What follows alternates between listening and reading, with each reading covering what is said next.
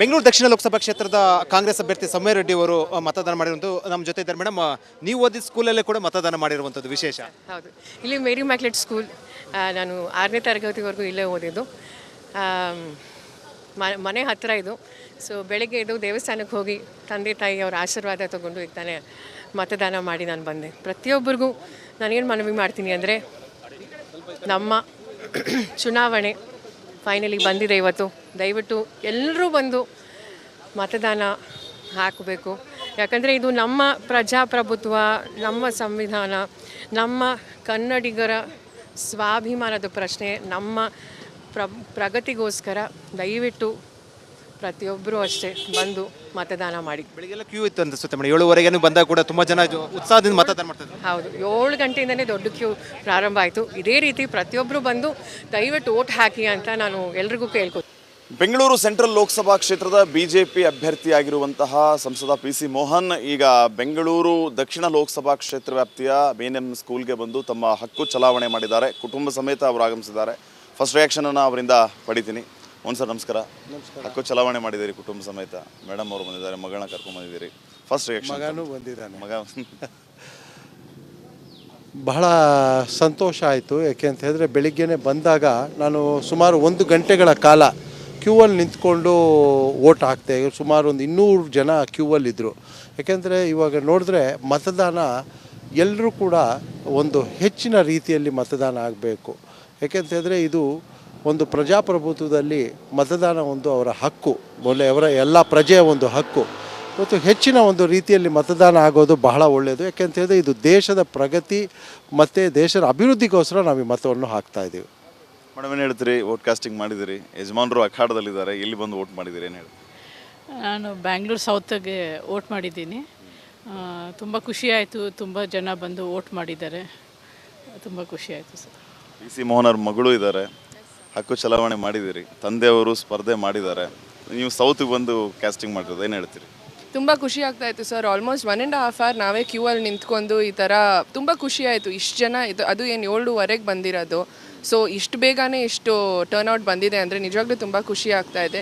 I hope ಈ turnout ಇನ್ನೂ ಜಾಸ್ತಿ ಆಗುತ್ತೆ. ಒಂದು 80% ಅಷ್ಟು ಆಗಿದ್ರೂ I'll be very happy. Looks like it will turn out like that ಅಲ್ವಾ? ಸೊ ಈ ಥರ ಇನ್ನೂ ಇದೇ ಥರ ಹೋಗಲಿ ಅಂತ I just request everyone to come out in huge numbers and vote sir. Sir, 2019 ಎಲೆಕ್ಷನ್ಗೆ ಹೋಲಿಸ್ಕೊಂಡ್ರೆ ಈಗ ನಾವು ನೋಡ್ತಾ ಇದ್ದೀವಿ ಒಳಗಡೆ ಎಲ್ಲ ಆಲ್ಮೋಸ್ಟ್ ಸೀನಿಯರ್ ಸಿಟಿಸನ್ಸ್ ಬೆಳಿಗ್ಗೆನೇ ಬಂದುಬಿಟ್ಟಿದ್ದಾರೆ, ಹೆಚ್ಚಿನ ಪ್ರಮಾಣದಲ್ಲಿ ಬಂದಿದ್ದಾರೆ. ಸೊ ಯಾವ ರೀತಿ ಡಿಫ್ರೆನ್ಸ್ ನೋಡ್ತೀರಿ ನೀವು? ಏನು ಅನಿಸುತ್ತೆ ನಿಮಗೆ? ಖಂಡಿತವಾಗಲೂ ಕೂಡ ನನಗೆ 2019ರಲ್ಲೂ ಕೂಡ ನಾನು ಇದೇ ಜಾಗದಲ್ಲಿ ಬಂದು ಮತ ಹಾಕಿದಾಗ ಇಷ್ಟೊಂದು ಕ್ಯೂ ಇರಲಿಲ್ಲ. ಒಂದು 50 ಜನ 60 ಜನ ಇದ್ದರು. ಈ ಸತಿ ಆಲ್ಮೋಸ್ಟ್ 250 ಜನ ಬಂದು ಬೆಳಿಗ್ಗೆ 7:15 ಇದ್ದರು. ನಾನು 1 ಗಂಟೆಗಳ ಕಾಲಕ್ಕೂ ಮೇಲೆ ಹೆಚ್ಚಿನ ಕಾಲ ವೆಯ್ಟ್ ಮಾಡಬೇಕಾಯಿತು. ನಿಜವಾಗ್ಲೂ ಕೂಡ ನನಗನ್ಸುತ್ತೆ ಈ ಸತಿ ಮತದಾನ ಕೂಡ ಜಾಸ್ತಿ ಆಗುತ್ತೆ. ಎಲ್ಲೋ ಜನರಿಗೆ ದೇಶಕ್ಕಾಗಿ ಮತ ಅಂತ ಹೇಳಿ ಜನ ಜಾಸ್ತಿ ಒಂದು ಸಂಖ್ಯೆಯಲ್ಲಿ ಹಾಕ್ತಾರೆ ಅನ್ನೋದೊಂದು ವಿಶ್ವಾಸ ಇದೆ ನನಗೆ. ಸರ್, ಬೆಂಗಳೂರು ದಕ್ಷಿಣಕ್ಕೆ ಬಂದು ನೀವು ಮತ ಮಾಡಿದ್ರಿ, ಈಗ ನಿಮ್ಮ ಕ್ಷೇತ್ರಕ್ಕೆ ಹೋಗಿ ಮತ ಚಲಾವಣೆ ಮಾಡಿ ಅಂತ ಜಾಗೃತಿಗೊಳಿಸೋದ ಜನರನ್ನ ಹೇಗೆ? ಹೌದು, ಈಗ ನಾನು ಈಗಾಗಲೇ ಹೋಗಬೇಕಿತ್ತು, ಇಲ್ಲೊಂದು ಸ್ವಲ್ಪ ಲೇಟ್ ಆಯಿತು. ಈಗ ನನ್ನ 8 ಮತಕ್ಷೇತ್ರಗಳಿಗೆ ನಾನು ಹೋಗಿ ನಮ್ಮ ಕಾರ್ಯಕರ್ತರನ್ನ, ನಮ್ಮ ಯಾವ ಜನರನ್ನು ಕೂಡ ಭೇಟಿ ಮಾಡುವಂಥ ಕೆಲಸ ಶುರು ಮಾಡ್ತೀನಿ. ಸರ್, ಹೇಗಿದೆ ಸರ್ ವಾತಾವರಣ ಎಲ್ಲ ಕಡೆ? ಏನು ಅನಿಸುತ್ತೆ ನಿಮಗೆ? ವಾತಾವರಣ ಭಾಳ ಚೆನ್ನಾಗಿದೆ. ವಾತಾವರಣ ಅನುಕೂಲವಾಗಿದೆ. ನಿಮ್ಮ ಕ್ಷೇತ್ರದಲ್ಲಿ ಮತ್ತು ಬೆಂಗಳೂರು ದಕ್ಷಿಣ ಕ್ಷೇತ್ರದಲ್ಲಿ, ಉತ್ತರ ಕ್ಷೇತ್ರದಲ್ಲಿ ಇಡೀ ರಾಜ್ಯದಲ್ಲಿ ಭಾಜಪಾಗೆ ಒಳ್ಳೆಯ ಒಂದು ರೆಸ್ಪಾನ್ಸ್ ಇದೆ. ಯಾಕೆ ಅಂತ ಹೇಳಿದ್ರೆ ಕಳೆದ 10 ವರ್ಷಗಳಿಂದ ನರೇಂದ್ರ ಮೋದಿ ಅವರು ಮಾಡಿರೋ ಸಾಧನೆ, ನಾವು 3 ಸಂಸದರು ಬೆಂಗಳೂರಿಗೆ ತಂದಿರುವಂತಹ ಒಂದು ಪ್ರಾಜೆಕ್ಟ್ಸ್ ಆಗಲಿ, ಕೊಡುಗೆಗಳೆಲ್ಲ, ಇದನ್ನೆಲ್ಲೂ ಕೂಡ ಜನ ಗುರುತಿಸ್ತಾರೆ ಅನ್ನೋ ವಿಶ್ವಾಸ ಇದೆ. Thank you, all the best sir.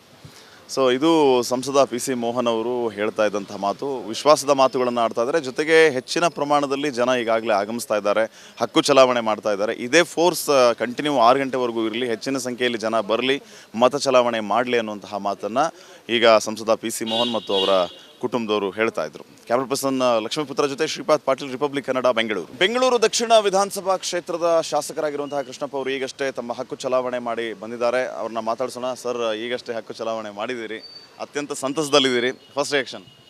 Sir, ಭಾಳ ಸಾರ್ವಜನಿಕರು ಸಾರಥಿಯಲ್ಲಿ ನಿಂತು ಮತದಾನವನ್ನು ಮಾಡ್ತಿದ್ದಾರೆ. ಜಾಸ್ತಿ ಪೋಲಿಂಗ್ ಆಗೋಂಥ ಭರವಸೆ ಇದೆ. ಸರ್ ಹೆಚ್ಚಿನ ಜನ ಸೇರಿದ್ರು, ಬೆಳಗ್ಗೆ ನಾವು ಬಂದಿದ್ವಿ, ಸೀನಿಯರ್ ಸಿಟಿಜನ್ಸ್ ಆಗಿರ್ಬೋದು, ಎಲ್ಲರೂ ಹೆಚ್ಚಿನ ಪ್ರಮಾಣದಲ್ಲಿ ಫೋರ್ಸ್ ಸಿಕ್ಕಾಪಟ್ಟೆ ಇದೆ. ಇದನ್ನು ನೋಡಿದರೆ ಲಾಸ್ಟ್ ಟೈಮ್ ಕಂಪೇರ್ ಮಾಡಿದ್ರೆ ಏನು ಅನಿಸುತ್ತೆ ನಿಮಗೆ? ಸರ್ ಲಾಸ್ಟ್ ಟೈಮ್ ಕಂಪೇರ್ ಮಾಡಿ ಈ ಸತಿ ಒಳ್ಳೆಯ ವಾತಾವರಣ ಇದೆ. ಮೋದಿಯವರ ಪ್ರೀತಿ ದೇಶಾಭಿಮಾನ ಹೆಚ್ಚಾಗಿದೆ. ಸರ್ ಈ ಸರಿ ನಿಮ್ಮ ರೆಸ್ಪಾನ್ಸಿಬಿಲಿಟಿ ಜಾಸ್ತಿ ಇದೆ. ಬೆಂಗಳೂರು ಸೌತ್ ಮೇಲೆ RR ನಗರದ ಮೇಲೆ ಭಾಳ ಕಣ್ಣಿದೆ. ಸೊ ಅಲ್ಲಿ ಹೇಗಿದೆ ವಾತಾವರಣ? ಈಗ ಇಲ್ಲಿ ಸೌತಲ್ಲಿ ಬಂದು ನೀವು ವೋಟ್ ಕ್ಯಾಸ್ಟಿಂಗ್ ಮಾಡಿದಿರಿ, ಇಲ್ಲಿ ಹೇಗಿದೆ ವಾತಾವರಣ? ಸರ್ ನಮ್ಮ ಬೆಂಗಳೂರು ಸೌತಲ್ಲಿ ಅತಿ ಹೆಚ್ಚು ಮತದಾನ ಇದೆ. ಅತಿ ಹೆಚ್ಚು ಮತದಾನವನ್ನು ನಮ್ಮ ಡಾಕ್ಟರ್ CN ಮಂಜುನಾಥ್ ಅವ್ರಿಗೆ ಹಾಕ್ತಾರೆ. ಇಲ್ಲಿ ಹೇಗಿದೆ ಸರ್? ಈಗೆಲ್ಲ ಒಳಗಡೆ ಹೋಗಿ ಬಂದ್ರಿ, ಆಚೆ ಜನ ಏನು ಮಾತಾಡ್ತಾ ಇದ್ದಾರೆ? ಎಲ್ಲ ನನ್ನನ್ನು ಭಾಳ ಪ್ರೀತಿಯಿಂದ ವಿಶ್ ಮಾಡ್ತಿದ್ದಾರೆ. ನಗು ಮುಖ ನೋಡಿದರೆ ಅವ್ರು BJPಗೆ ಓಟ್ ಹಾಕ್ತಾರೆ. Okay sir, thank you.